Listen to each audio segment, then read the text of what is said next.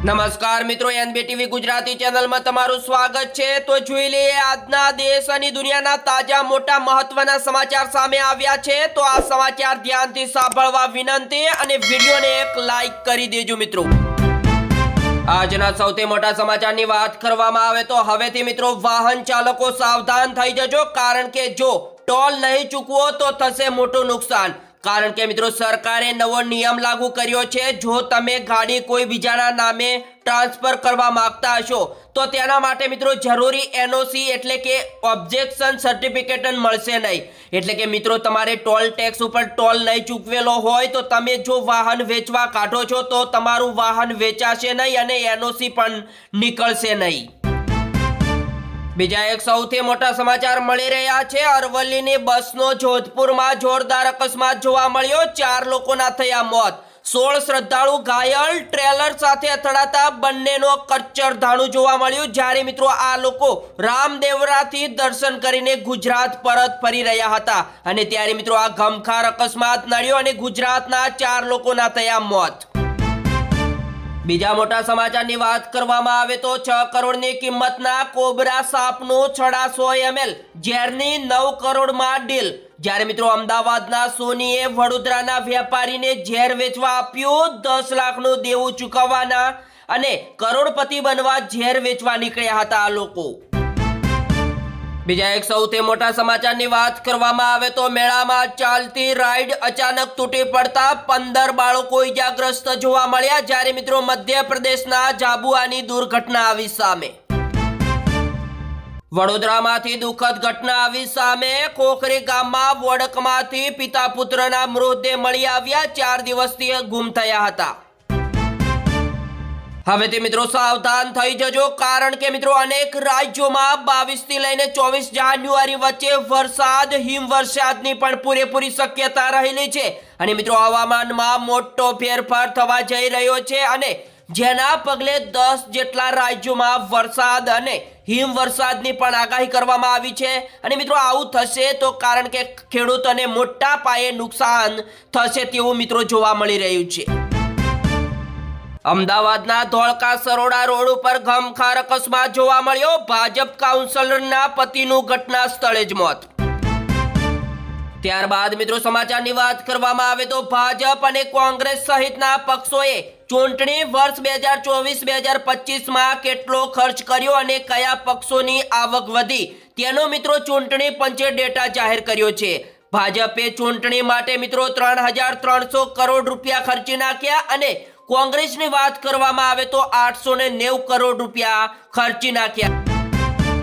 બીજા સમાચારની વાત કરવામાં આવે તો અમદાવાદમાં જ્વેલર્સનું 70.32 લાખનું 700 ગ્રામ સોનું લઈ કારીગર ભાગી ગયો। દેવું થઈ જતા બિસ્તરા પોટલા ભરીને મકાને તાળું મારી મોબાઈલ સ્વિચ ઓફ કરી ફરાર થઈ ગયો। બીજા એક સૌથી મોટા સમાચારની વાત કરવામાં આવે તો ઐતિહાસિક તેજી વધી રહી છે। ત્યારે મિત્રો સોનું પ્રથમવાર 1.5 લાખ રૂપિયાને પાર થઈ ગયું છે અને મિત્રો ચાંદીની વાત કરવામાં આવે તો ચાંદી પણ 3.28 લાખને સર્વોચ્ચ ટોચે પહોંચી ગયું છે અને મિત્રો હવે ગરીબ પરિવારોને તેમના દીકરા દીકરીઓને લગ્ન કરવા મોંઘા પડી જશે, કારણ કે મિત્રો આટલી મોંઘવારીમાં આટલું સોનું અને ચાંદી લેવી પણ મોંઘી છે। ત્યારબાદ મિત્રો મુખ્યમંત્રી ભૂપેન્દ્ર પટેલની ઉપસ્થિતિમાં દર મહિને યોજાતો રાજ્ય સ્વાગત ઓનલાઈન જનફરિયાદ નિવારણ કાર્યક્રમ હવેથી મિત્રો 22 જાન્યુઆરી યોજાશે। એટલે કે મિત્રો રાજ્યના નાગરિકોને પોતાની રજૂઆતો અને ફરિયાદો સીધી રીતે સરકાર સુધી પહોંચાડવાનો આ મિત્રો મહત્વપૂર્ણ મંચ છે। એટલે કે મિત્રો ગુજરાતના નાગરિકોને સીધી રીતે મુખ્યમંત્રી જોડે વાત કરવી હોય અથવા કોઈ પણ ફરિયાદ કરવી હોય તો મિત્રો આ મહત્વપૂર્ણ મંચ છે। એટલે કે મિત્રો 22 તારીખે આ કાર્યક્રમ યોજાશે અને તમારી ફરિયાદ અને મિત્રો તમે ડાયરેક્ટ વાત કરી શકશો।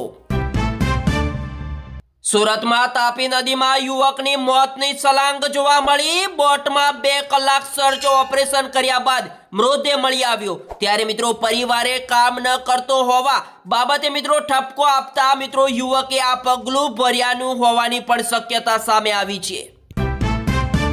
બીજા સમાચારની વાત કરવામાં આવે તો મહીસાગરમાં 123 કરોડના નલ સે જલ કૌભાંડ મામલે વધુ 4 કર્મચારીઓની ધરપકડ કરવામાં આવી।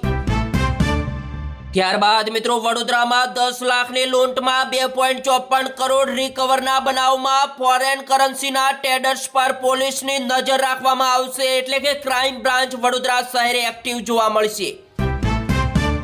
હાલ અત્યારે મિત્રો ગુજરાતના તમામ ખેડૂતો માટે આવી છે એક મોટી ખુશખબર, કારણ કે મિત્રો બજેટ 2026 અગાઉ સરકાર જાહેર કરી શકે છે પીએમ કિસાન યોજનાનો 22મો હપ્તો। જી હા દોસ્તો, મિત્રો આ યોજના હેઠળ અત્યાર સુધીમાં 21 હપ્તા જાહેર કરવામાં આવ્યા છે, પરંતુ હવે ખેડૂતો 22મા હપ્તાની રાહ જોઈને આતુરતાથી વાટ જોઈ રહ્યા છે।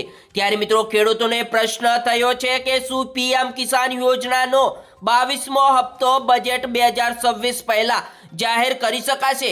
મિત્રો આ ખેડૂત મિત્રો ફેબ્રુઆરી 2026માં 4 મહિના પૂર્ણ થશે અને તે મુજબ 22મો હપ્તો ફેબ્રુઆરીમાં જાહેર થઈ શકે છે, એટલે કે તમારા ખાતામાં 2000 રૂપિયા જમા થઈ શકે છે, પરંતુ તે બજેટ પછી જાહેર થવાની સંભાવના છે। જો કે સરકારે હજુ સુધી આ યોજના હેઠળ હપ્તા ચૂકવવાની સત્તાવાર જાહેરાત કરી નથી, પરંતુ 2000નો હપ્તો મિત્રો જાહેર થઈ જશે અને મિત્રો તમારા ખાતામાં 2000 પણ જમા થઈ જશે આવનારા સમયમાં। ત્યારબાદ મિત્રો નવસારી જિલ્લાના પરથાણ ગામે ખેડૂતોએ પાવર ગ્રીડની હાઈ ટેન્શન વીજ લાઇનના કામનો ઉગ્ર વિરોધ કર્યો હતો અને મિત્રો ખેડૂતોના ખેતરમાંથી પસાર થતી આ લાઇન માટે કોઈ પણ પરવાનગી કે લેખિત જાણકારી વિના કામ શરૂ કરતા તણાવપૂર્ણ સ્થિતિ સર્જાઈ હતી અને મિત્રો ખેડૂતોએ હલ્લાબોલ કર્યો હતો।